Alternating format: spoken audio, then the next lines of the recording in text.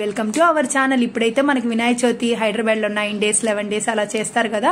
ఇప్పుడు మేము చూపించే వీడియో ఏందో తెలుసా, వివిధ రకాల విఘ్నేశ్వరులని వినాయకుళ్ళని నిమజ్జనం చేసేదన్నమాట. ట్యాంక్ బండ్ దగ్గర ఇంకా రాజేంద్ర నగర్లో డిఫరెంట్ గా వినాయకుళ్ళని పెట్టారు. అవన్నీ నిమజ్జనం ఎలా చేశారో నేను ఈ వీడియోలో చూపిస్తున్నా చూడండి. ఇంకా చార్మినార్ దగ్గర ఇంకోటి మనకి బాలాపూర్ లడ్డు ఎంత ఫేమస్ కదా, అది 31,10,00,000 రూపాయలకి ఆ వేలం పాడింది.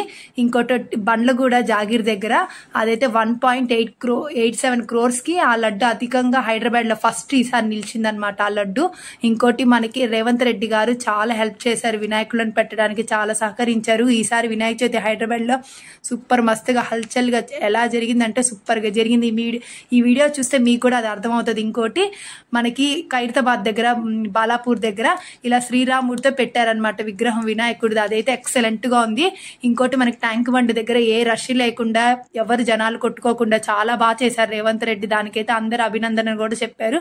మీరు ఈ వీడియో చూసి లైక్ చేయండి, సబ్స్క్రైబ్ చేసుకోండి మా ఈ ఛానల్ ని. Okay bye.